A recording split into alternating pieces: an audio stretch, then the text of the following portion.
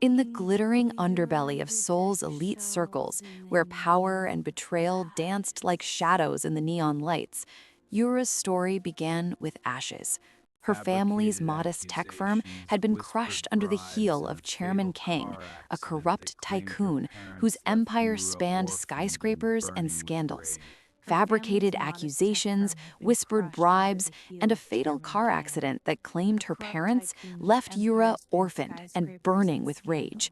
She vanished into the world, reinventing herself abroad, sharpening her mind in law school, sculpting her image into one of effortless glamour, and forging alliances in the dark. Years later, she returned as attorney Lee Yu-ra, a force in stilettos, ready to dismantle the King dynasty from within.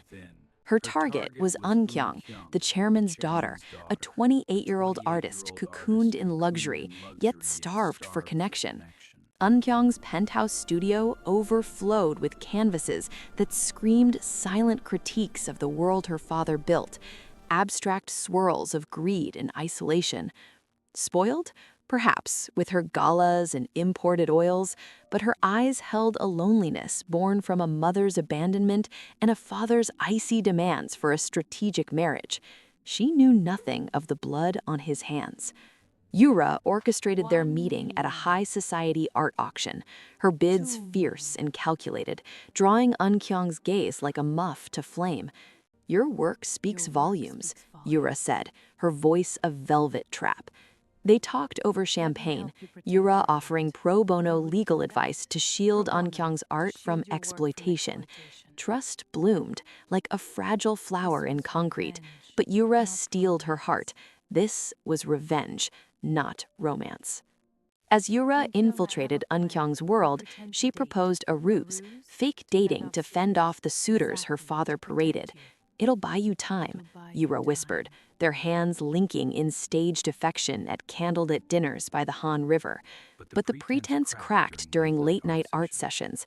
Eun-kyung's brush guided Yura's hand across the canvas, their fingers intertwining, breaths mingling in the dim light. "Tell me your dreams," Eun-kyung urged, and Yura shared fragments, her walls crumbling.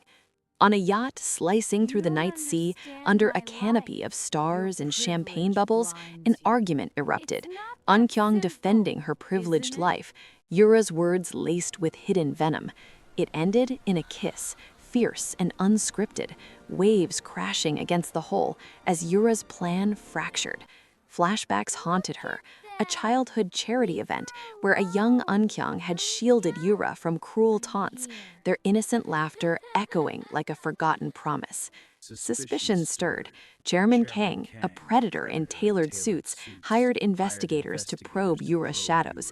A rival lawyer, Yura's former mentor, sniffed out her motives and began undermining her cases. Yet love persisted in stolen moments, a rainy rooftop where Yura confessed, "I didn't expect you to be real." The unraveling came swift.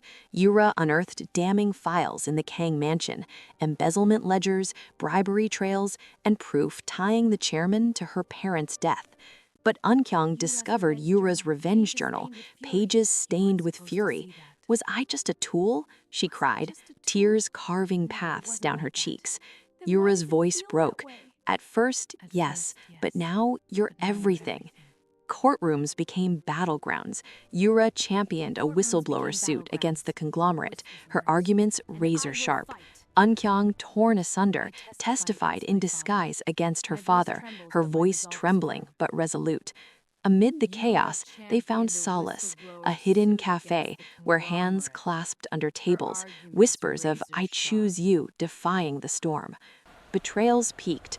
The rival leaked Yura's identity, igniting a media maelstrom. Chairman Kang framed her for fraud, driving her underground. In a dimly lit warehouse, he cornered them, his sneer revealing he had known Yura's vendetta all along, a twisted test for his daughter. Thugs lunged, but Yura fought like a storm, shielding Eun-kyung, blood blooming on her shirt. "Run," she gasped, but Eun-kyung stayed, their bond unbreakable. Defeat loomed. With the empire in ruins and the chairman fleeing, Yura booked a flight out, convinced her scars made love impossible. At the airport, crowds blurred as Eun-kyung raced through, her voice cutting the din. "Don't let revenge steal our future." They collided in an embrace, lips meeting in a kiss that tasted of forgiveness and fire. Sirens wailed as authorities closed in on the chairman. Justice finally served. In the end, love triumphed, or so it seemed. They fled to Jeju Island, opening a foundation blending art and law for the voiceless. But shadows lingered in Yura's eyes, a whisper of what-ifs. Hand in hand on a sunset beach, they vowed to heal. Their story a tapestry of hate reborn as passion, where forbidden love conquered the ruins of revenge.